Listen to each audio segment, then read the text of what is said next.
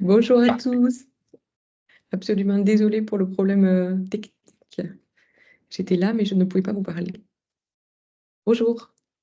Bonjour, Ça va, vous m'entendez bien? parfaitement. Bon, super. Désolée. Eh bien, il est 33. Est-ce qu'on attend jusqu'à 35 pour laisser place au dernier retardataire ou on enchaîne? Peut-être qu'ils nous rejoindront en route, notamment il y aura une petite présentation du sommaire, je pense qu'ils pourront prendre le train en marche. Bon, je lance officiellement les hostilités. Bonjour à toutes et bonjour à tous et bienvenue pour notre premier webinaire de ce cycle sur l'expérience soignant. Je m'appelle Damien Waro, je suis docteur junior en santé publique et je serai l'animateur du coup de ce cycle de 4 webinaires. Aujourd'hui, on va parler d'un sujet crucial dans la vie des soignants. Il s'agit de parler de leur mal-être et des situations difficiles qu'ils peuvent rencontrer au quotidien au cours de leur parcours professionnel.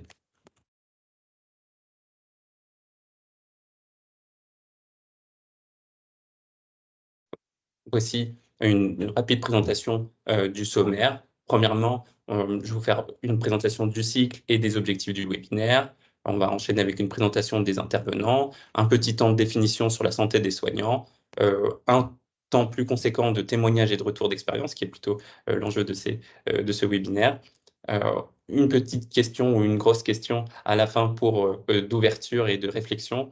On va tenter d'apporter des éléments de réponse sur pourquoi et comment mettre en lumière les situations de mal-être des soignants. Et à la fin, on va vous proposer quelques perspectives et des ressources. Hop. Alors, on commence par la présentation du cycle et des objectifs du webinaire. Alors, la crise du Covid a mis en lumière certaines fragilités du système de santé et a révélé aussi l'épuisement des soignants. Par contre, la prise en compte de l'humain derrière le professionnel, qui a commencé un peu à émerger avec cette mise en lumière des difficultés éprouvées par le système et les soignants, eh bien, elle est encore un peu timide. En tout cas, c'est notre interprétation. Et tandis que le système met de plus en plus l'accent sur la prise en compte du patient dans sa globalité, le recueil et la mesure de l'expérience patient, qu'en est-il de la prise en compte du soignant dans sa globalité? Finalement, on peut se poser la question, qui prend soin des soignants dans ce système de santé, en tout cas français? Les objectifs de ce webinaire, c'est de mettre le sujet des situations difficiles sur la table et notamment de briser le tabou qui les entoure, sans pour autant vouloir faire un tour exhaustif de toutes les situations, parce qu'on ne va pas pouvoir le faire malheureusement avec le temps qu'on a. On va décrire et qualifier les expériences entourant ces situations et ainsi que leurs impacts potentiels sur la santé. Et on va tenter de légitimer le ressenti et les réactions des soignants vis-à-vis de ces situations. Enfin, on va aussi présenter des acteurs investis dans l'accompagnement et le soutien des soignants. Et d'ailleurs, on en a 2 aujourd'hui avec nous. Et je vous propose de vous présenter tout de suite. Laurence, je te laisse Bon, commencer. donc je vais commencer. Vous m'entendez?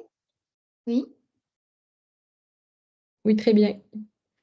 Parfait, merci. D'abord, merci Damien pour cette initiative. Merci à vous tous d'être présents aujourd'hui. Mon nom est Laurence Ferré-Marbach. Alors moi, je ne suis pas soignante, ou alors je suis une autre forme de soignante. Mon métier, c'est DRH. Et donc, depuis plus de 30 ans maintenant, je dirais que j'ai commencé à m'intéresser au sujet à l'époque où la mise en place des 35 heures a commencé.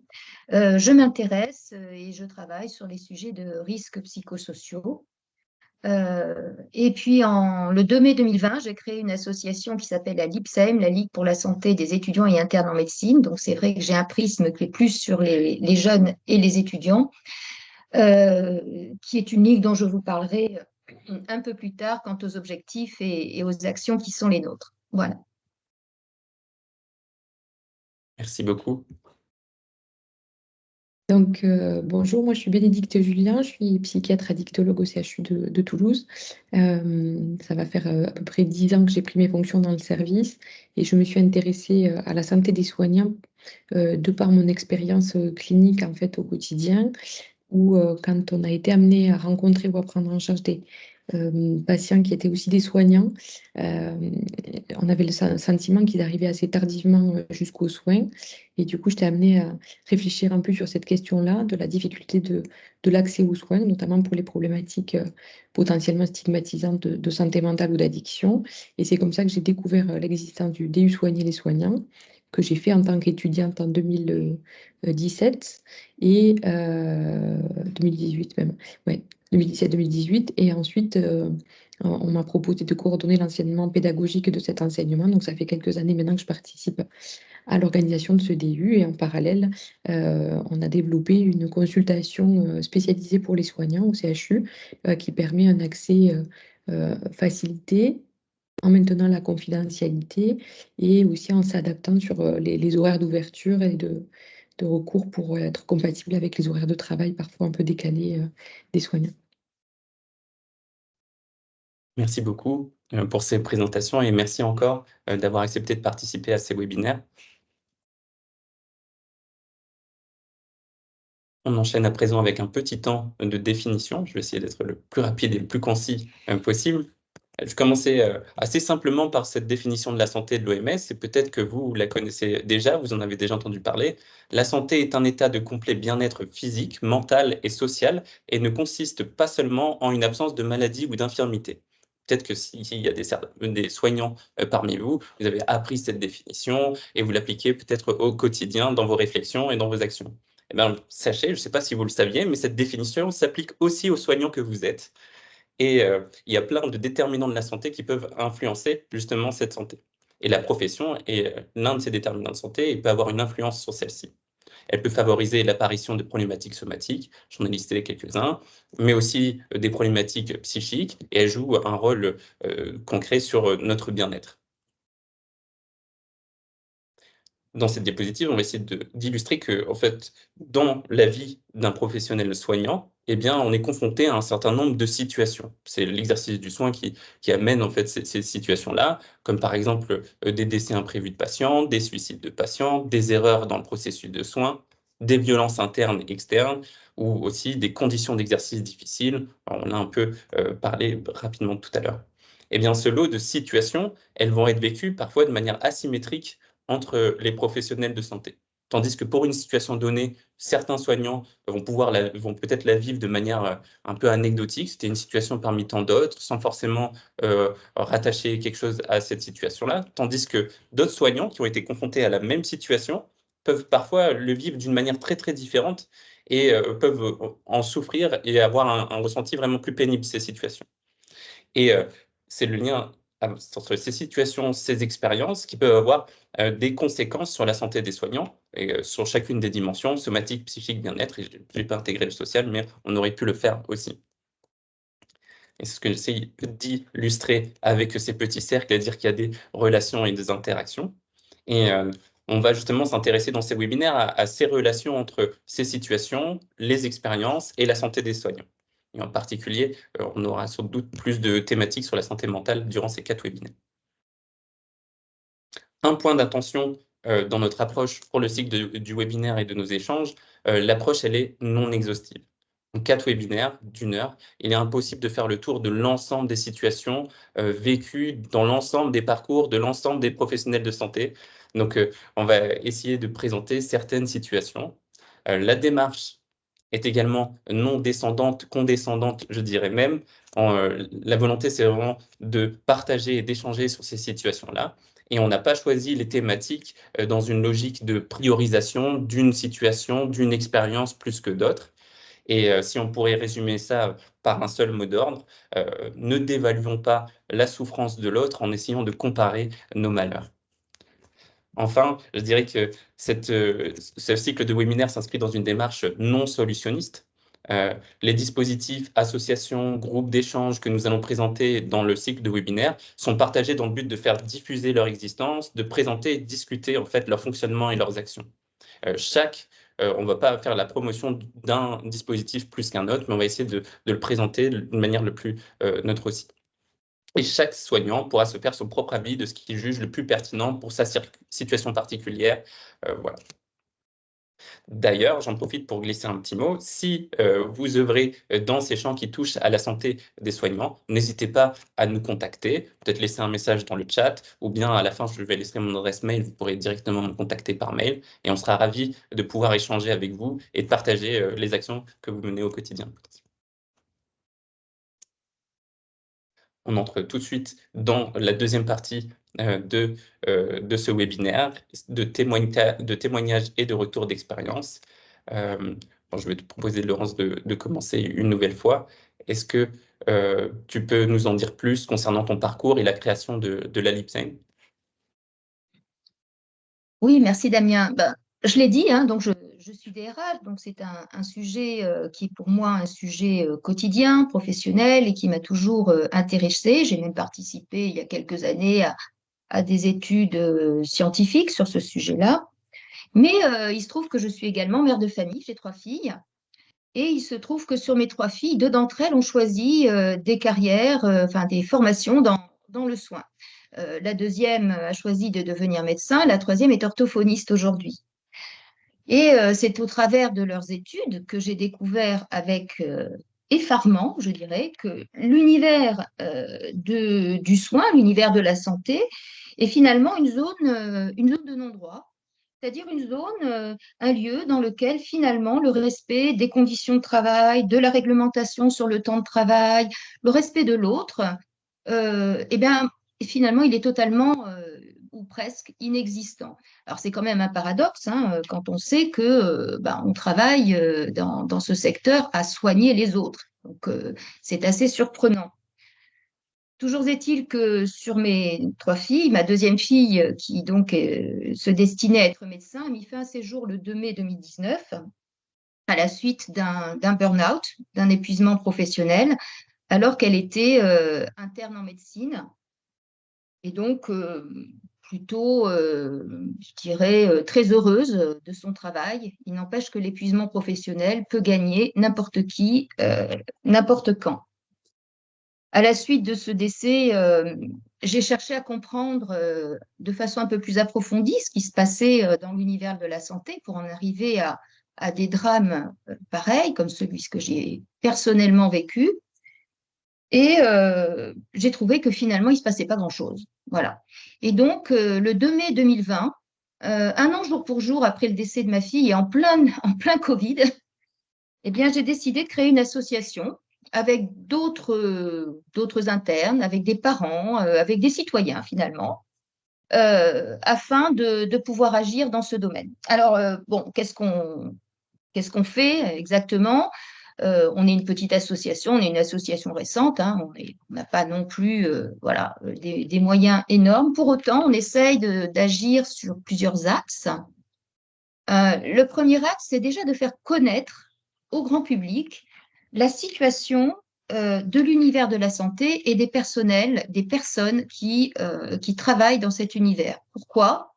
Parce que nous sommes tous amenés tôt ou tard à devenir un patient. Et donc, en conséquence, en tant que citoyens, nous sommes tous concernés par la santé des soignants, puisque nous sommes tous amenés à devenir un jour un patient. Donc, ce premier axe, ça passe par de la communication sur des réseaux sociaux, ça passe par des interviews, par des témoignages. L'idée est de faire comprendre que la question, c'est une question qui nous concerne tous, finalement. Deuxième axe de travail, c'est d'être finalement force de proposition. On n'est pas là pour lutter contre, et c'est la raison pour laquelle cette association s'appelle la Ligue pour la santé. Et donc, il s'agit, en s'appuyant sur l'expérience que j'ai moi dans d'autres univers que celui de la santé, d'amener des propositions pour que cette situation puisse s'améliorer. Si formulé autrement, je dirais que moi j'ai travaillé dans beaucoup de secteurs d'activité, y compris d'ailleurs celui de la santé. Il est inimaginable d'imaginer, de penser que on prendrait un avion piloté par un pilote qui n'a pas dormi plus de 24 heures. Il est inimaginable qu'une centrale nucléaire soit pilotée par quelqu'un qui n'a pas dormi, qui n'est pas en état de prendre des décisions rapides et efficaces en cas de difficulté. Et pourtant, ça se produit tous les jours dans l'univers de la santé, sans que personne n'y trouve à redire. Donc, les solutions, il y en a, elles existent, elles sont mises en œuvre dans de nombreux autres secteurs professionnels qui, eux aussi, travaillent 24/24, qui, eux aussi, rencontrent des difficultés et qui ne sont pas forcément non plus sur des métiers faciles. Et donc, ces solutions, elles ne sont pas si compliquées à mettre en place, il suffit de le vouloir. Et puis, donc, l'idée, c'est de faire des propositions pour mettre en place de la prévention, mettre en place des règles qui permettent d'améliorer globalement les conditions de travail et la santé au travail des soignants. Ça, c'est le deuxième axe. Ensuite, il y en a un troisième qui consiste à aider les victimes, en quelque sorte. Alors, les victimes au sens large, hein, c'est-à-dire les victimes que sont les soignants eux-mêmes, avec c'est vrai un prisme sur les plus jeunes d'entre eux qui quand même subissent la double peine, hein, celle de souffrir et de ne pas, du fait de leur manque d'expérience, avoir suffisamment de recul pour faire face à cette souffrance, mais aussi celle de ne pas avoir la possibilité d'être correctement encadrés dans leur formation, parce que ceux qui les encadrent sont aussi dans la même situation. Donc les victimes, ce sont les soignants, mais ce sont aussi leur entourage, ce sont aussi des familles qui sont confrontées à des deuils, qui sont confrontées à des grosses difficultés du fait de la santé de leurs proches et qui sont finalement dans un état de désarroi impressionnant, hein, et qu'on essaye d'aider.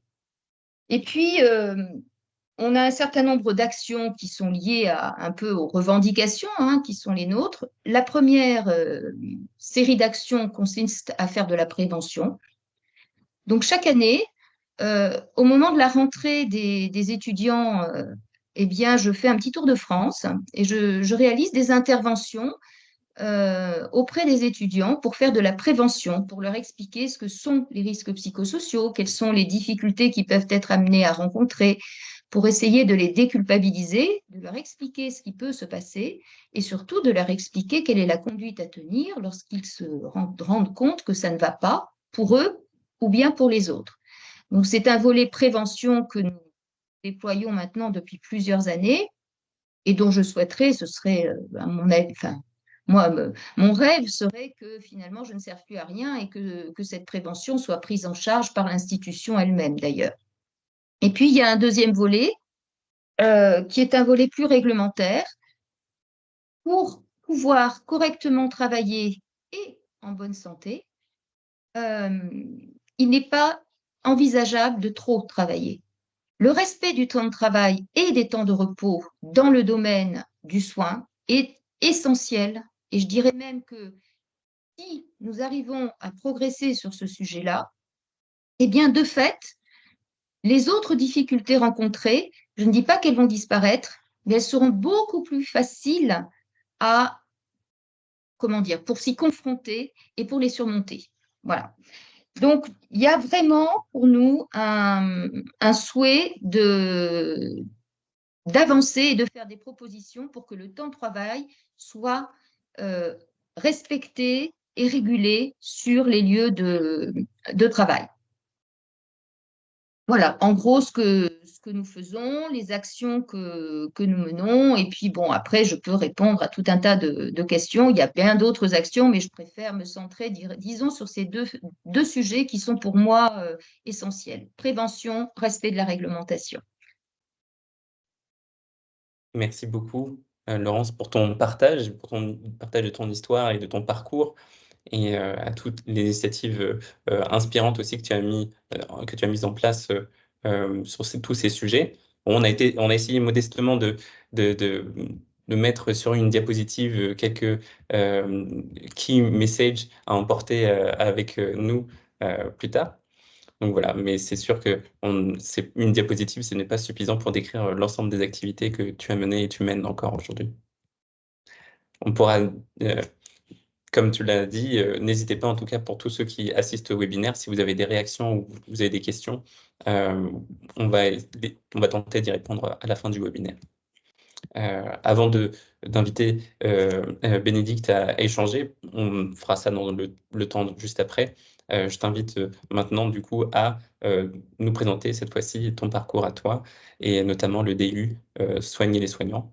Voilà, je mets cette fois-ci la diapositive résumée, mais je te laisse plus en détail expliciter tout ça. Oui, merci Daniel.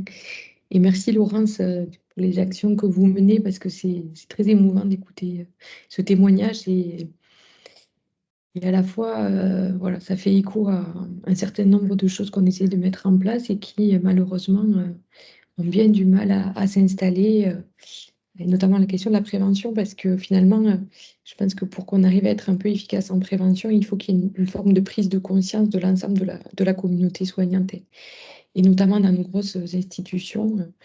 Et c'est un travail de longue haleine et vraiment, je vous remercie pour ce que vous faites parce que ça vient comme une pierre complémentaire à l'édifice et que je me dis que ce sujet est en train de prendre quand même de l'ampleur et être un sujet de préoccupation politique et on peut espérer que nos dirigeants et nos tutelles se saisissent du sujet à la hauteur de ce qu'il mérite.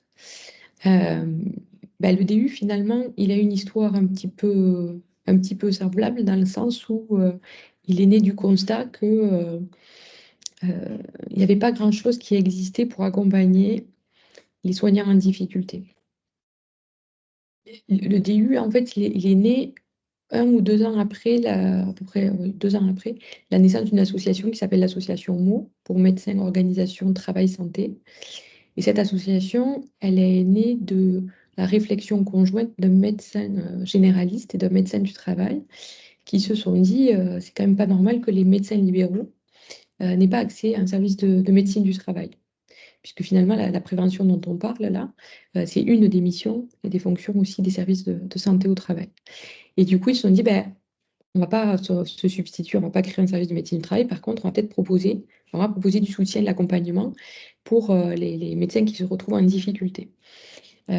Initialement, ils ont fait un petit groupe et ils se sont dit, ben, on va faire un accompagnement personnalisé avec des médecins qu'il faut que l'on forme aux difficultés que peuvent rencontrer les médecins initialement. Et ils se sont vite rendus compte que cet accompagnement nécessitait des compétences et des connaissances bien spécifiques pour savoir comment aborder un médecin qui est en difficulté, comment lui proposer de l'aide, quels sont les dispositifs d'aide qui existent, etc. Et ils se sont dit, ben, ça paraît évident que c'est un exercice en soi qui a des particularités bien spécifiques liées aux représentations que l'on peut avoir, la difficulté aussi à aller rechercher de l'aide et à rechercher du soin. Et ils se sont dit, on va proposer un programme de formation qui permette aux personnes qui veulent s'engager dans des dispositifs, des associations ou des actions en fait, pour améliorer la santé des soignants, d'avoir des outils et des compétences un peu spécifiques. Et c'est un peu comme ça l'histoire du DU. Donc là, on en est à la 9e promotion maintenant.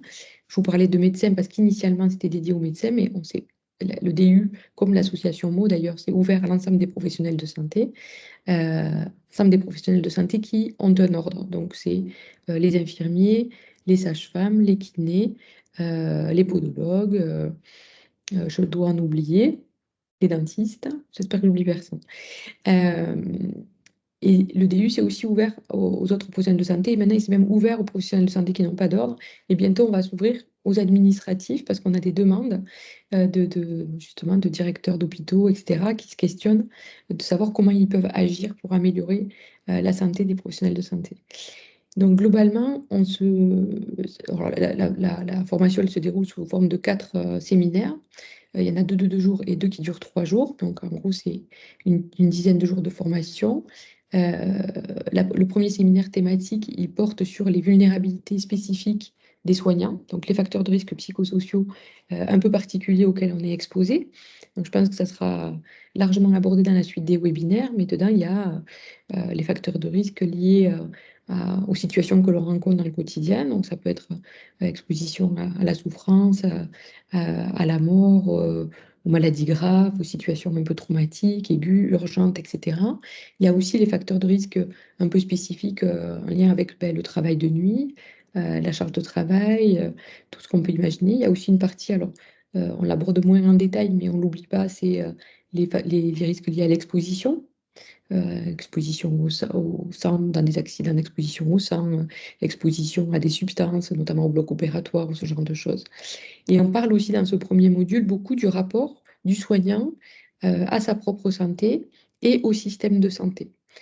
Parce que s'il y a quelque chose d'un peu commun dans tout ça, c'est que finalement, on a dans notre formation hérité probablement de représentation sur un peu le culte ou le mythe du soignant un peu tout-puissant qui est capable de prendre en charge sa propre santé parce qu'après tout, il a été formé, c'est son travail. Il n'y a pas tellement de raisons qu'il ne soit pas capable de s'appliquer à lui ce qu'il préconise pour ses soignants. Évidemment, on sait que ça, ce sont des représentations et on sait même que c'est une perte de chance de s'auto-médiquer, s'auto-traiter.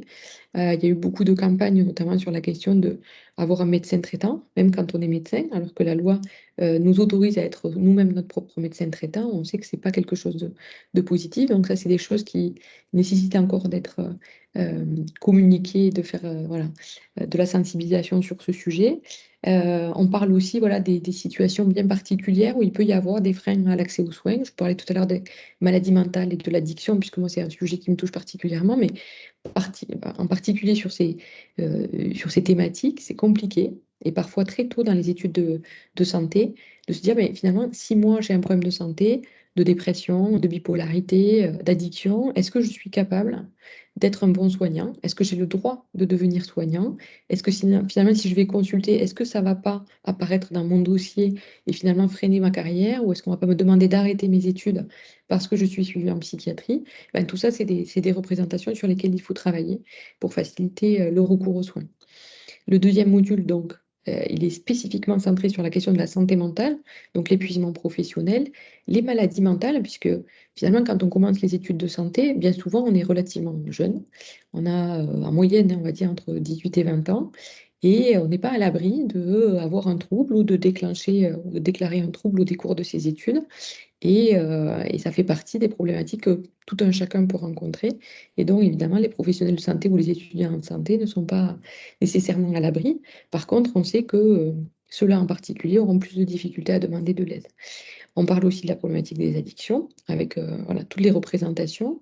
Euh, il y a aussi des idées reçues sur les problématiques des addictions, c'est-à-dire que, en gros, ben, finalement, les étudiants en médecine sont réputés pour être euh, expérimentateurs aguerris, on va dire, de substances dans le cadre des phénomènes de bizutage ou de soirées festives à la faveur de la fin des examens.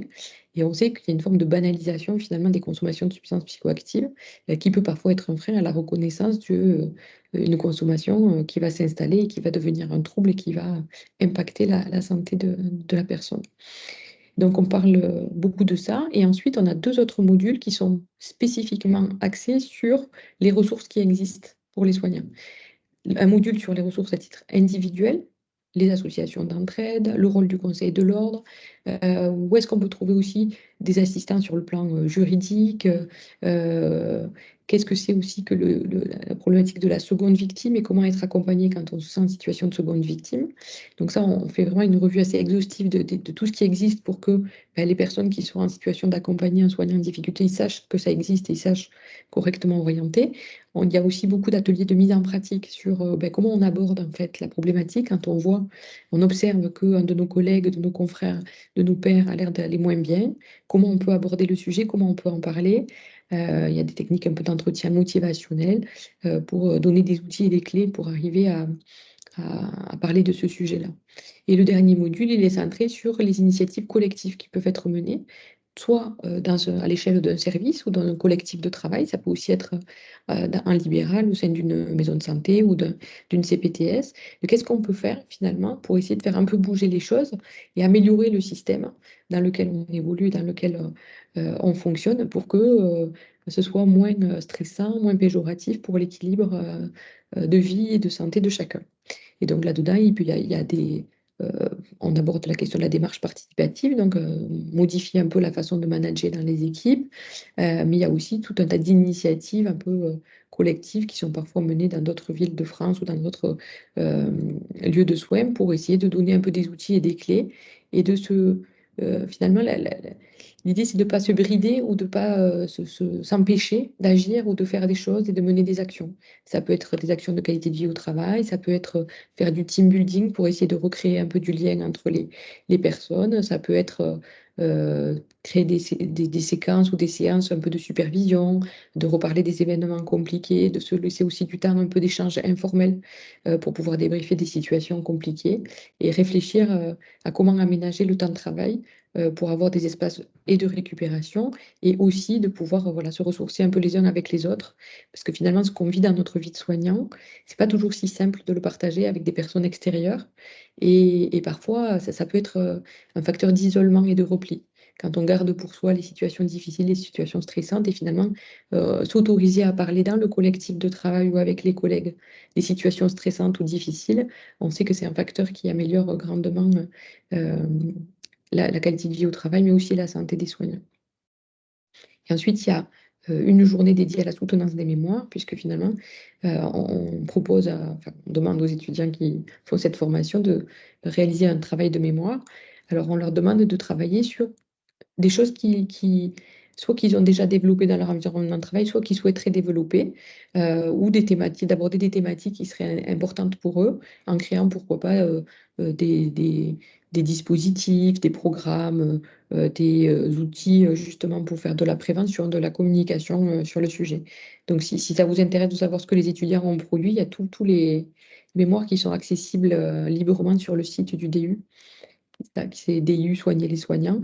Et vous verrez que c'est très, très varié et que chacun va essayer de travailler un peu en fonction des thématiques qui le touchent voilà, sur des éventuels facteurs de stress ou évaluer des choses qui ont été mises en place pour essayer d'améliorer le quotidien des soignants. Merci beaucoup, Bénédicte, pour toutes ces explications, ce détail de tout ce qui a été mené par le DU Soigner les soignants, son contenu, les modules. Je me permets aussi de dire que si dans l'Assemblée, il y a des soignants qui seraient intéressés justement par ce DU, de peut-être aussi le signaler dans le chat où on pourra faire la mise en relation avec toi, Bénédicte. Et notamment, tu le disais, parce que je crois que dans le chat, il n'y a pas que des soignants, il y a aussi des personnels administratifs, je crois, il me semble. Alors, pas encore, on n'en a pas encore formé, mais on a décidé de s'ouvrir voilà, parce qu'on a des demandes et du coup, ça fait un petit moment qu'on se pose la question de l'ouvrir aux administratifs. Et voilà, c'est encore en discussion, mais ça a tout son sens, donc ça va probablement, peut-être à la rentrée prochaine ou l'année d'après, mais on va ouvrir la formation un peu plus largement. Super. Merci beaucoup pour ces deux présentations de vos activités. Je vous propose maintenant de passer à une deuxième étape où on va peut-être pouvoir prendre un peu plus de hauteur et se poser différentes questions, notamment cette question de pourquoi et comment faire la lumière sur les situations de mal-être des soignants. On a déjà énoncé un certain nombre de pistes. Il me semble du coup aussi, Laurence, que toi tu voulais revenir sur 6 facteurs de risque psychosociaux. On avait commencé, Bénédicte, à en lister quelques-uns, mais je te laisse du coup reprendre la main et vas-y. Oui, merci Damien. Bah oui, parce que si on regarde, alors sans abreuver tout le monde de chiffres, la situation est quand même assez incroyable. Dans l'univers de la santé, c'est le secteur d'activité qui a le record de taux d'absentéisme au travail, avec des taux d'absentéisme supérieurs à 10%. C'est également le secteur d'activité qui, selon les études en tout cas, montre le pourcentage en tout cas le plus important de mal-être au travail, alors que ce soit idées suicidaires, burn-out, peu importe, dépression, etc. Bon, donc ces chiffres sont extrêmement alarmants. Ce sont des chiffres qui, de surcroît, ne s'arrangent pas au fil du temps, donc c'est doublement alarmant. Et donc, moi, je voudrais me centrer sur les facteurs de risque parce que finalement, si ces chiffres sont ce qu'ils sont, ce n'est pas un hasard, je crois.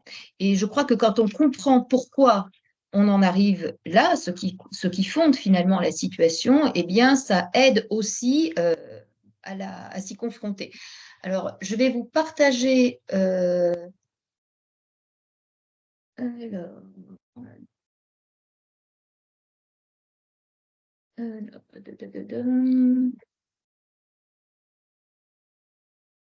bien, il ne veut pas.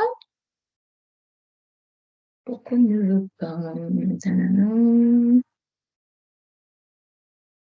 Ah, c'est ça. C'est parfait, on voit l'écran s'afficher. Vous voyez le document? Pas le Oui. document, on voit l'explorateur de fichiers. Ah oui, ben non, mais c'est pas ça, moi, que je veux vous montrer. Vous partagez votre écran. Bah, pourquoi il ne veut pas? Oh, l'explorateur de fichiers, moi, je voulais vous montrer. Si vous pouvez recliquer sur le document peut-être. Alors, enregistrer. Bon, pourquoi est-ce que ça ne marche pas? Il s'affiche de votre côté du coup? Ah oui, oui, moi, je l'ai. Peut-être basculer si vous êtes en double écran d'un écran à l'autre. Ah non, non, je suis pas en double écran. Alors, pourquoi? Est-ce que vous pouvez Vous ne le voyez pas, là. cliquer sur le document, s'il vous plaît? Voilà. Vous le voyez toujours pas. Non. Bien. Bon, bah écoutez, je vais faire sans document, hein. C'est pas grave. Oui, pas de Disons que souci, ça aurait et on été le plus. repartagera juste On dans le la foulée. repartagera, voilà, après. Peu importe. Alors, il existe 6 facteurs de risques psychosociaux qui sont identifiés, qui sont connus, et pas qu'en France, hein, ce sont des éléments qui sont connus au niveau international et que je voudrais un peu vous citer. Donc, le premier, c'est ce qu'on appelle l'intensité et le temps de travail. Bon, je l'ai évoqué tout à l'heure.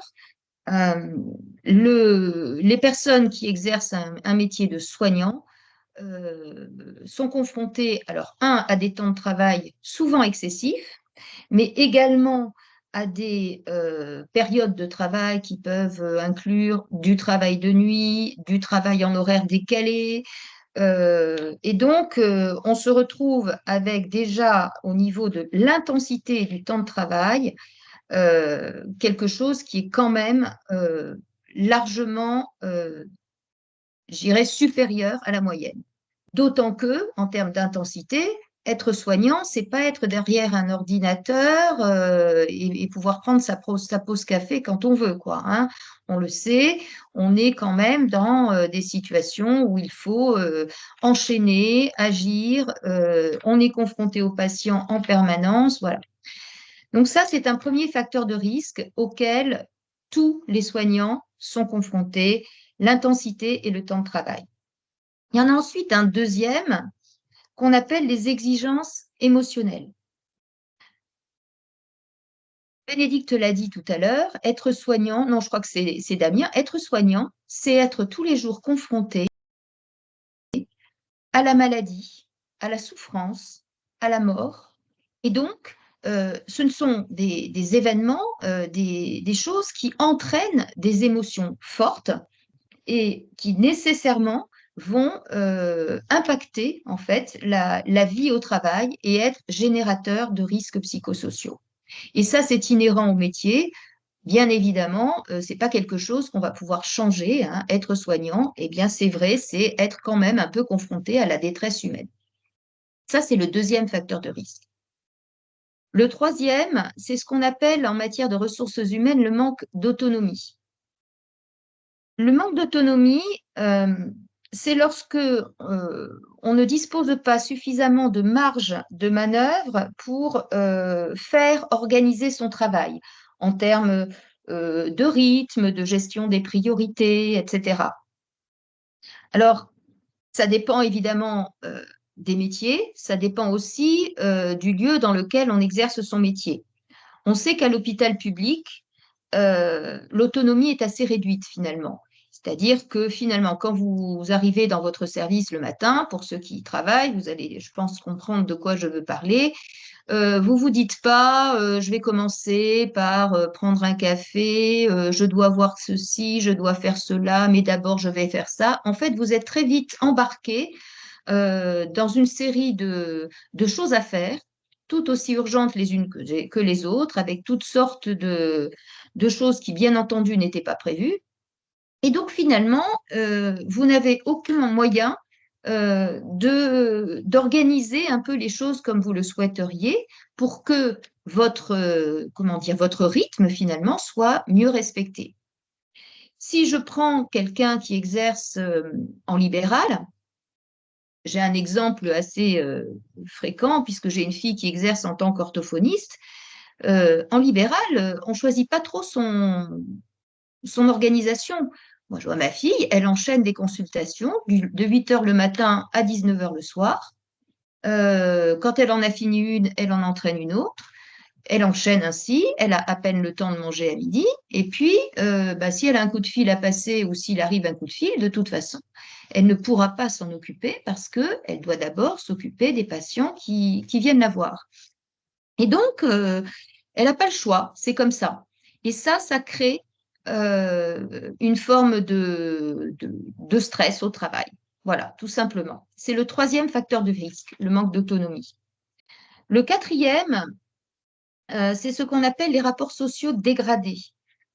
Ce sont finalement des relations conflictuelles qui vont s'installer, soit entre collègues, soit avec la hiérarchie, soit entre les soignants, les non-soignants, ceux qui soignent, ceux qui sont dans la partie administrative.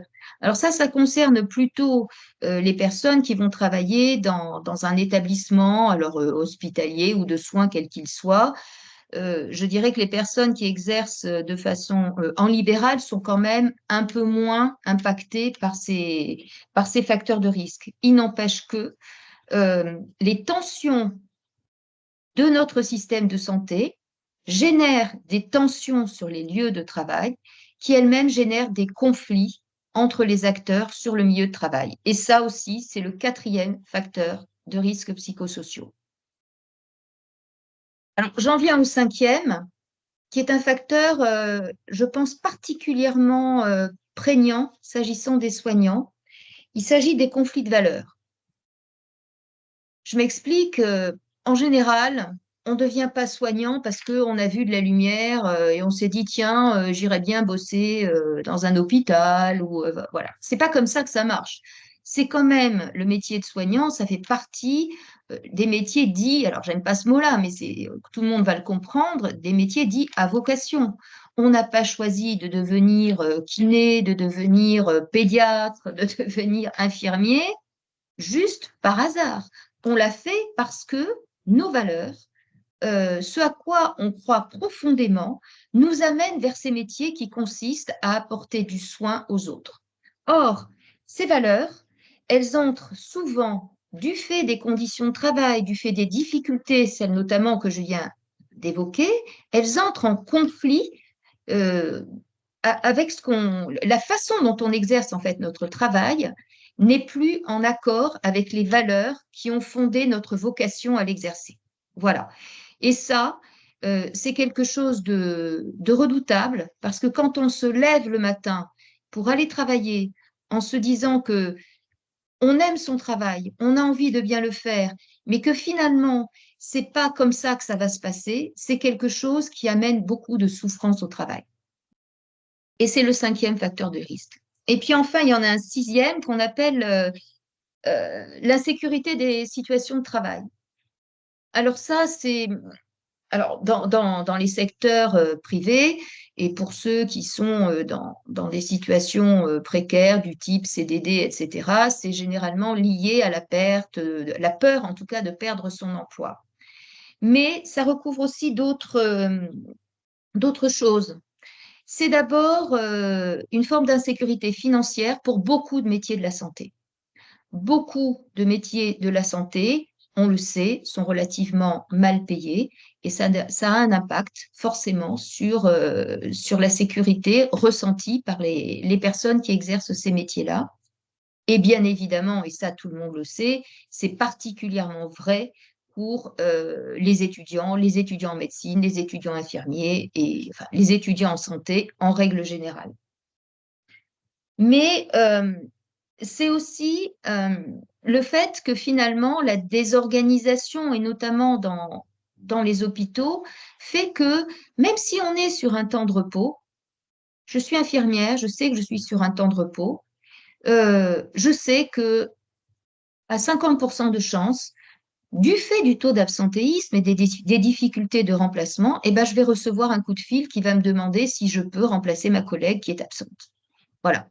Et ça aussi, c'est une forme d'insécurité parce que ça a pour effet que lorsque nous sommes finalement en repos, on ne sait pas si on va finalement devoir travailler ou pas. Parce que souvent, on dit oui en plus. Voilà. Donc, l'insécurité au travail, ce n'est pas que la peur de perdre son emploi, et je sais que dans le soin, bon, il n'y a pas beaucoup de chômage, hein, c'est aussi d'autres choses qui peuvent conduire à se sentir en insécurité. Voilà, donc il y a 6 facteurs de risque, je les ai évoqués là. On a coutume de dire, lorsqu'on est spécialiste des ressources humaines, que lorsque une population de travailleurs est exposée à 2 voire 3 de ces facteurs de risque, il faut immédiatement mettre en place des dispositifs préventifs, curatifs. En tout cas, il faut absolument s'en préoccuper parce que ça peut amener à des situations dangereuses, voire à des drames. Dans le milieu de la santé, je viens de vous le décrire, en réalité, la plupart des personnels soignants sont exposés à la quasi-totalité des facteurs de risque quotidiennement. Voilà. Et donc ça, c'est pas de leur faute, c'est parce que, un, le métier est ce qu'il est, et deux, l'organisation, le système dans lequel les soignants exercent leur métier n'est pas favorable à des conditions sereines de travail. Donc, à partir de là, il ne faut pas s'étonner que les chiffres que j'ai cités tout à l'heure soient ce qu'ils sont. Il ne faut pas s'étonner que les gens aient des difficultés, que les soignants tombent malades. Si on rajoute à ça ce que Bénédicte a fort justement dit, c'est-à-dire que les soignants sont très mal soignés et ne savent pas se soigner, eh ben, on en arrive à des situations qui malheureusement, sont extrêmement dramatiques et mettent en danger la santé des soignants. Voilà ce que je voulais aujourd'hui exposer. Il y aurait beaucoup d'autres choses à dire sur les conséquences, hein, sur les manifestations des risques psychosociaux, mais je pense que déjà, lorsqu'on comprend quels sont les facteurs de risque et comment ça agit sur notre travail, eh bien, on comprend mieux les situations que l'on vit au quotidien. Et c'est important de les comprendre pour déjà déculpabiliser et pour ensuite être capable de les affronter et de traiter ces situations pour ce qu'elles sont. Voilà. Merci beaucoup, Laurence, pour ce rapide tour d'horizon du coup des 6 facteurs de risque. Peut-être vous qui nous écoutez, vous vous sentez concerné par l'un ou plusieurs de ces facteurs de risque, ou bien peut-être que ça résonne en vous. L'idée de ce webinaire, c'était justement de mettre en lumière ces facteurs de risque psychosociaux, faire prendre conscience pour ceux qui n'en ont pas forcément conscience, parce que, en tout cas, de mon expérience personnelle et professionnelle sur ces sujets-là, au cours de nos parcours professionnels, que ce soit la formation initiale ou la formation continue, on est très bien formé sur les compétences techniques, sur le savoir-être, sur les compétences, enfin les connaissances théoriques, les compétences techniques. Mais en fait, on a peu de temps qui est consacré justement à ces questions, de prendre conscience en fait de ce que c'est le métier de soin, de ce que c'est d'évoluer dans l'organisation du système de santé et prendre conscience de des facteurs auxquels on est exposé et à quel point ça peut avoir des conséquences sur notre santé. Et c'est un peu ce qu'on essayait de faire aujourd'hui. Et le DU Soigner les soignants, ben, ça porte aussi quelque part une solution sur ces perspectives-là aussi pour aider à cette prise de conscience et aller à l'étape d'après, même se protéger soi-même et aider les autres par la suite. Je vous invite peut-être à différents mots. Bénédicte, peut-être que tu voulais réagir, discuter autour de ce point-là, très brièvement, parce qu'il ne nous reste plus beaucoup de temps. Mais Non, non, c'était très, très intéressant et très bien explicité, du coup. Et c'est vrai que ça donne un peu l'ampleur du chantier qui a mené, en fait, sur le sujet. Voilà. Après, on peut espérer que la préoccupation politique actuelle sur cette thématique, avec toutes les enquêtes qui sont en train d'être menées, parce que c'est peut-être une chose, on a un certain nombre de chiffres en fait qui sont issus d'enquêtes de questionnaires menés auprès des étudiants et des soignants. Ce dont on manque davantage, c'est d'avoir des données un peu plus solides sur le plan scientifique. Et on peut espérer, là, il y a plusieurs grosses études qui sont en cours, et on peut espérer que les résultats de ces grosses études un peu d'ampleur, qui sont les premières, pour la première fois menées en France, pourront donner des arguments un peu plus solides pour agir de façon, euh, on peut l'espérer en tout cas, un peu plus ambitieuse, parce qu'on entend bien que si on veut essayer de composer avec l'ensemble de ce contexte et de ces facteurs de risque, il faut des changements très profonds de l'organisation de notre système de santé et de notre façon de dispenser les soins. Mm. Ouais, en effet, et je dirais même aussi que vu le chantier, comme tu le disais, qui nous attend sur cette thématique de la santé des soignants, on se rend bien compte qu'il faut agir à tous les niveaux, à la fois sur les individus, prendre conscience pour soi-même, être vigilant pour les autres, notre entourage, prendre conscience de ces risques auxquels on est confronté, prendre conscience de l'importance aussi de prendre soin de soi, sans capacité quelque part, être capable enfin, savoir pour pouvoir être capable de mettre en place euh, des choses favorables pour ma santé. Il y a des choses d'ordre plutôt social, on va dire de proximité, entre les conditions de travail ou bien les milieux de vie. Et après, à un niveau encore plus méta, il y a tout un chantier sur l'organisation politique, notamment même le financement du système de santé. Tout à l'heure, on parlait de la prévention et de la promotion de la santé. De la santé des soignants. Et j'ai envie de dire, si je fais le parallèle avec globalement le système de santé français et son inadaptation, si je puis dire, si je peux me permettre, à faire de la prévention et de la promotion de la santé pour tout type de patients, ben, c'est pas étonnant que la prévention et la promotion de la santé, ou en tout cas le financement d'activités de prévention et de promotion de la santé des soignants, eh bien, elles ne soient pas inscrites dans le droit commun en fait du système de santé, parce que déjà on n'a pas l'habitude de le faire pour tous les patients. Alors dans une sous-catégorie, je pense que ça va être encore plus, enfin moins abordé. Euh, Peut-être maintenant, je vous invite peut-être en quelques temps, si je me mettais un peu à la place d'un soignant qui nous regarde, qui n'est pas forcément expert de ce sujet, même si j'ai vu un peu la liste et je vois qu'il y a des experts aussi parmi nous. Merci d'être venu. Eh bien, si je me mets à la place de ces soignants qui n'est pas forcément expert ou bien un proche de soignant et qui se demande ben, comment venir en aide à un soignant qui ne va pas bien, euh, vers qui, ben, moi, soignant en souffrance, je peux me tourner, ou vers qui moi, aidant, je peux orienter mon proche et soignant.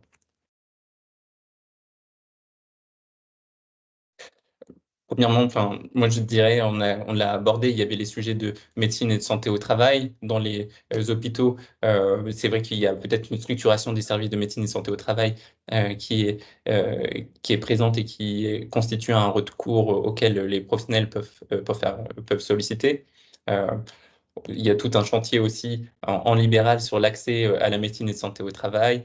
Il y a plein le parcours du recours à la médecine et santé au travail évolue et est en pleine mutation dans le champ libéral. On pourra en discuter plus en détail peut-être dans un post ou dans un autre webinaire. Comme autre piste, je vois les associations qu'on a parlé tout à l'heure. Enfin, Bénédicte avait évoqué l'association MOTS qui vient en aide aux professionnels de santé. Voilà, je vous laisse partager aussi des dispositifs que vous jugez pertinents. Moi, si j'avais une seule chose à dire sur ce sujet-là, c'est que le mal-être psychologique ou mental, c'est pas à prendre à la légère et ça peut partir très vite. Voilà, partir en vrille, hein, très vite. Ce que je veux dire